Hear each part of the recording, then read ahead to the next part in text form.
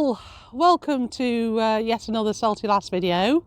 Beverly in the last video promised a chit chat on insurance and boat insurance, but this is a Salty Lass video, so just about anything can happen, and it usually does. But before we get on to boat insurance, we're just going to sort out our dinghy because it's saggier than a saggy thing.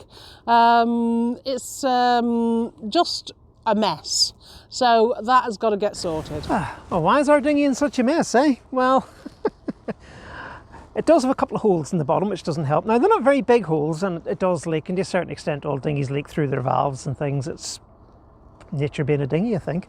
But the big thing is it's cold, which makes the air contract. That doesn't help. We haven't pumped it up for about 3 months. That probably doesn't help either. And we've also had the batterings from Storm Dara and Storm Eowyn, which, well, let's face it, probably doesn't help. The last storm, Eowyn, made a few things go loose. One of the ropes went into the marina. One of the painter ropes went into the marina. God only knows how long it was in there for. Might have been felons during Storm Dara. Don't know. One of our securing hooks that we use to keep the dinghy in the right place when we're under passage, it seems to have vanished. We don't know if it's still on the dinghy or it's in the drink. And so what we're going to do is sort the dinghy out, get it all reinflated, see if we can find all the missing bits and put it back the way it should be, really.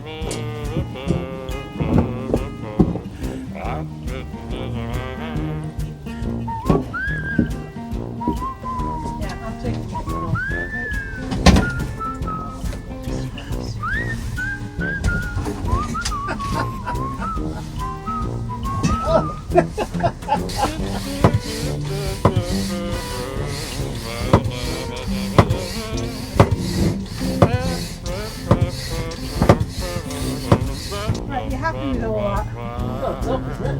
Right, it's all.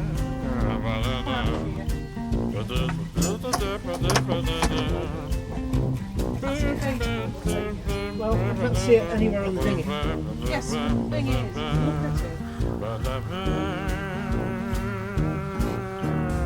Well, we've sorted out the dinghy, and Beverly thought that it was the shackle that had gone on one of our lines securing the dinghy. But what was it in reality, Bev? It wasn't the shackle, it was the other end of the line where I'd put a little splice and the splice had come out. Yeah. The problem with Dyneema splices is you can pull them apart. Yeah. So that's what's happened. So Beverly will be doing a little splice later on. Yeah. In other news, now that we're back, we've had time to clean up the boat. Oh, it was such a disgrace, but there we go. Had time to do other huge maintenance tasks, like straighten up the AIS area, which also got bent out of shape by the storm. And also to remove a line over there, which Gaynor said to me, what the name of Ned's that line for? And I said, well, it's just making sure that the arch didn't fly off in Storm Eowyn and wind up in the marina. It was just you put double lines on your boat to make sure your boat doesn't fly off into the distance. Well, this was a double line in a way for the arch to make sure it didn't fly off into the distance. Yeah, because it was a bit of a storm. But how many trees? In excess of 10,000 in just one place? This is in Northern Ireland, but that was just one forest. Yeah, well, they didn't have the storm in France, so no, I know, they wouldn't know. They wouldn't know, would they? So yeah, things like that have been getting done. We've been having a little bit of trouble recently, haven't we, with our electrics? Yes, but that's going to be in another video. Oh, is it? Yes. Okay. Well, I'll ruin the video now and say that it's fixed. Okay. But anyway, we were just sorting out the dinghy, and because we're talking about insurance, one of the things that really caught us unaware, and it was right on day one, which is all to do with your dinghies, because we lost ours, didn't we, Beverly? It is. Just to back up a little bit here. We've been asked to talk about insurance. Now, a couple of weeks ago somebody said, how much does it cost to keep a boat in the marina? And the answer was, depends. Depends on the boat, depends on the marina, depends on the time of year. And we've had another request, like, tell us all about marine insurance. And I'm afraid the answer is... it also depends. But we are going to talk about some of the things that we think that you should be aware of in insurance, rather than name names or anything like we're that. We're not going to say, go to this company, they'll give you the best deal, it'll cost you this much. That's not what we're going to talk about here. What we're going to talk about is insurance companies are famous for wriggling out of their policies and saying, we're not paying you because you didn't do X and you didn't do Y and you didn't tell us about Z. And that's the sort of thing. The exclusions and the waivers that you can either have or get. Yeah, and just to make you aware of things that you should be aware of and could cause you issues. Like, for instance, Gaynor was saying about the dinghy. We lost our original dinghy on day one at sea in Salty Glass. What am I like? We go to sea the first day and we lose like 600 quid's worth of dinghy over the back. We did lose it. And the thing that we found out then was because we had not got the name Salty Lass on the dinghy, we didn't even have the previous name of our boat on the dinghy. No, and I do wonder about that. Oh yeah. Suppose we'd renamed the boat, because we did. We changed the name of it before we left port and we'd had the old boat name on the dinghy. Would we have been covered by the insurance, or would that have been one of their famous we can wriggle free clauses? Well, regardless, it didn't have any name on the dinghy whatsoever. So we never did find out. So we didn't find out. But basically, you must have the name of the parent boat on your dinghy. If you want to claim for it. If you want to claim for it. Another thing is, like, it's not good enough just to put your outboard on the back rail. You must put your outboard on the rail and lock it, secure it in some way. Yes, it's supposed to have what's called basically securing. Now, when we have it on our dinghy, we have a really, really poxy chain. It's called but in the policy, it's covered as long as there is an anti-theft device. Mm-hmm. And obviously a lock and a chain is sufficient. And when we have the dinghy here in the marina, we have a lock on it. Mm-hmm. And also things in your lockers, if people pinch things out of your lockers and you didn't have a lock on them, they are also not covered. And it's one of the reasons that on our going off the boat, it actually says lock both lazarettes. Can I just throw in a rule of thumb? Yeah. I think a good rule of thumb on this is you must make the thief put some effort in. If they can just walk on board your boat, lift it and wander off, that's on you. If on the other hand they have to break something, crack something or saw through something to get it, that is reasonable for the insurance. Yes. That's the way I'm reading it. Well, certainly it's the way that we read it, that as long as you put some kind of effort in to secure it to the boat, it's not just there for anybody to take. Yeah, if they can just wander on board, lift it and walk off, then that's tough. That's tough, you know, so... While we're just on this little segment of what people can pinch off your boat, another thing that we have read in one of our policies, I think it was one of our old policies, I don't think it's our current one, I'm not sure, a lot of your personal items aren't covered. Or may not be covered, depends on your insurer. Depends whether you've asked for them to be covered. It's what's called a waiver. So basically you can pay a little bit more and have your personal items covered. Yeah, but I think one of the policies we had didn't even cover that. If somebody took your laptop off your boat, that was tough. Yeah. And these are the things you've got to add on extra. Mm-hmm. Is things like your laptops, which is an essential thing for me. It is, and that brings me just to what I'm going to call the general classification of things you need to worry about in your policies. And there are two of them, really, two groups. One is things they will not let you off no matter how much you jump up and down, and things that you can request, but you have to ask for them. So we'll call one the no-nos, and we'll call the other the waivers. No-nos are exactly what you expect. You can't build a bonfire on the forward deck. They won't cover you for that. You build a bonfire on the boat and they're not going to cover you. End of. Doesn't matter how much you ask, does it? Basically, they also, set as a no-no, is out-and-out negligence. They basically say you need to maintain your boat. Mm-hmm. If you're neglectful or you're doing something stupid like... Or you haven't changed your sea cocks in 20 years and they're leaking. Yeah. And you go to sea and the boat sinks, well, they could wriggle on that one. Yeah, they basically call that as out-and-out negligence on your part. Mm-hmm. So it's one of the reasons that you do need to maintain your boat. Yeah, I was watching a YouTube video of a wooden sailing vessel that foundered off the US East Coast about 10, 12 years ago. And the Coast Guard found the master of the boat negligent because more water was coming in through the seams of the boat than was acceptable for a boat of that age, but he went to sea in a storm anyway. He didn't investigate why water was coming in. He didn't do anything to repair it, and the sealants he used were basically for bathrooms, not for the marine environment. So his actions were deemed to be negligent because he hadn't taken the precautions necessary to keep the boat seaworthy. So there's those things. Waivers, on the other hand, are a bit different.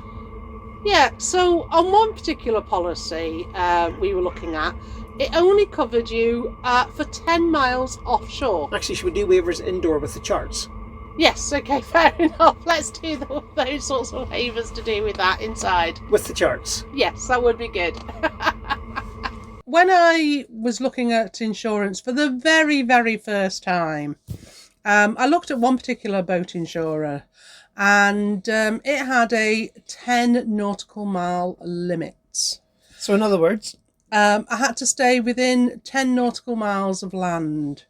Now, I knew I wanted to sail to the Isle of Man. Well, actually, we were bringing our boat back from Scotland, so we had to sail past the Isle of Man. We didn't have any choice. We were in Liverpool. Exactly. And basically, I've just gone through using my calipers and my 10 nautical miles from the chart. And there was just no way that I could do it. The only way that I could do it is to sort of sail round Scotland and then go through some really, really nasty overfalls at the top of the Isle of Man, which just isn't really a doer, really. And then sail down the English coast. Probably, maybe, but certainly Isle of Man wasn't going to be featured. And there's nowhere to go apart from Whitehaven and maybe Maryport. There's no marinas on that coast.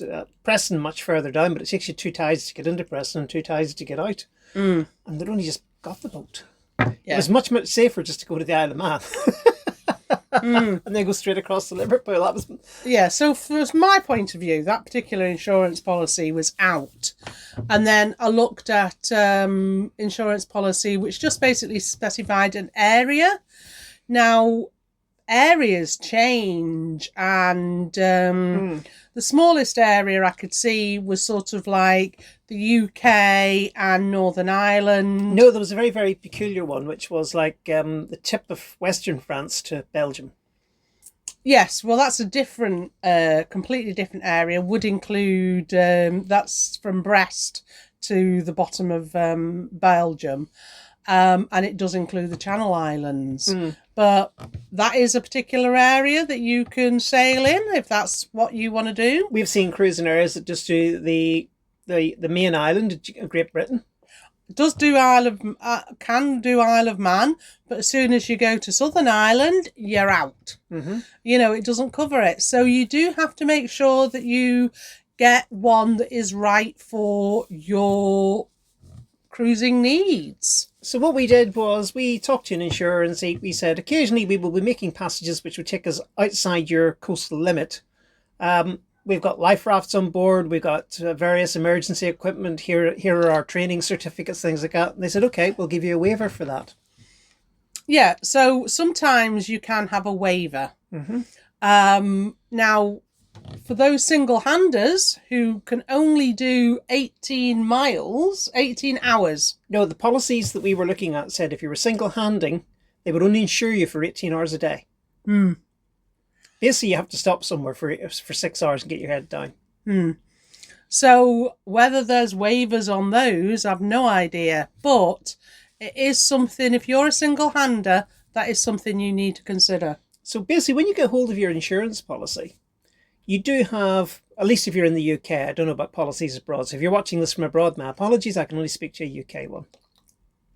But when you buy your policy from a UK provider, you've got 2 weeks in which to stop the policy and have your money refunded.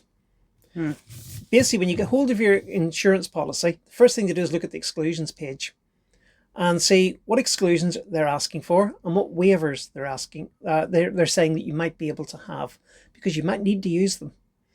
But also, what kind of things are you agreeing to? For instance, on our policy, we agree to that we must check our anodes every year. Now, it just says they have to be in a reasonable, and you have to show proof that you have checked your anodes. Now, for us, that's a case of putting the camera underneath the boat and checking our anodes. But, you know, there's things like that you might not be aware of, that you've actually, by signing your insurance document, you agree that you must check your anodes annually. And that you will stay within a certain distance of land, and you will cruise in a particular area, and you won't light bonfires on your foredeck. Well, that's just out and out negligence, really, that one. Another one which comes to mind, because it's a bit of an odd one with rather grey legislation, is being drunk in charge of a sailboat. I'm willing to bet that if you had an accident while drunk, that would come down as negligence. Yet the actual legislation about controlling a sailboat while under the influence of alcohol is not particularly clear. You know, so I guess that's a hangover from the days where they handed out a rum ration and basically 3/4 of the ship's company was 3 sheets to the wind for about 8 hours a day. I mean, that was the Navy, for God's sake, so they could hardly go around prosecuting the Navy. And also, that sort of thing, grog was a lot safer than the ship's water. Yeah. So, you know, check your policies for things like alcohol. What if you've had a few at anchor? Are you covered if somebody falls over? What happens? Don't know. I couldn't even tell you what that is in my policy because I just don't know. Do you? Well, certainly I haven't looked that up. I was looking at different aspects of my policy, but that was not one that I checked. But I will be now. So hopefully that gives you some idea of what to keep an eye out when you're going for your insurance. Oh, I've got one top tip. Once again, applies in the UK. It might apply abroad, I don't know, but definitely applies in the UK. If you've ever watched television, you know that square thing in the corner. You will have seen things like GoCompare.com. Oh, yes. And you put your details in and they go off and feed it to 100 insurance companies and they come back with policies.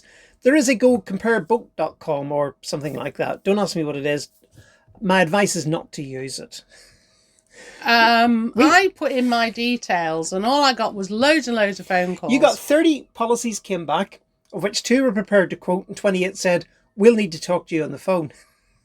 Thank you for giving us your phone number. And the next day, starting at about 2 minutes to 9, the phone started ringing with, hello, this is so-and-so from such and such insurance.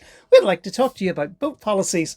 Well, I'm going to work. Will it take more than 10 or 15 minutes? Oh, it'll take a lot longer than 10 or 15 minutes. Now think about it. A lot longer than 10 or 15 minutes. There's another 28 queuing up. I personally wouldn't go for it. Not unless you've actually got the day after and that's all you're going to do is talk about boat insurance. To be honest, I've got my paranoid hat on. I don't have a paranoid hat, but I wish I did. If I had a paranoid hat, I'd be wearing it, because who's to say that the companies on that are actually boat insurance companies and not just data collectors, because you're going to be giving them a lot of personal information. They might even get hold of a bank account. And these days, there's all sorts of scammers. And the last thing you want is a scam company in the middle of GoCompareBoats.com getting all your personal info. Personally, I'd rather just pick half a dozen insurance companies and ring them up. Yeah. Basically, companies that you've got some kind of idea that they do a decent job.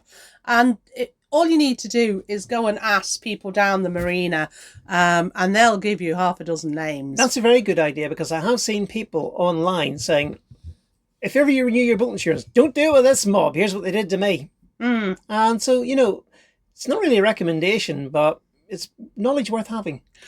I've just remembered the item that I did want to talk about, and that is your computers. And basically, under the policy that I was looking at a couple. If your computer is used for navigation, then it is covered. Whereas if your computer is not used for navigation, it's not. Which begs the question, if you look up Navionics on it, well, you can't do now because Navionics has gone all funny, but assuming you've got a subscription to some sort of navigation software, does that count? Exactly. Are you covered? Or does it have to be attached to the boat? Or does it have to be in active use when the accident happens? Don't know. Didn't say. It doesn't say, but it just basically does say that as long as, you know, computers are not covered unless they're used for navigation. So it's just one of those, what I would call grey areas. Which isn't helped by things like the chart plotters. You turn them on, and the first thing is a big screen says, "Not to be used for navigation." You think it's a chart plotter. What the hell am I supposed to use it for? Frying eggs? Of course I'm going to use it for navigation. That's why I put it in the flipping boat. Yeah, things like that, and which are purely for navigation, they are covered. Are they? Ours are. Okay. Charlotte is covered. So it says somewhere in our policy that B&G Vulcan 9s are covered. No. It says in our policy that navigational aids are covered. Right. So. All right. Well, I think that definitely so. I think we've covered the insurance thing on this one. Wrapped it up. All right. So anyway, have a safe time. It's coming around insurance policy season because it's coming around to boat season. So be careful what you choose, and for God's sake, don't use I submit my thing to 5,000 companies, because you'll never be off the phone again. Well, at least I don't think you will.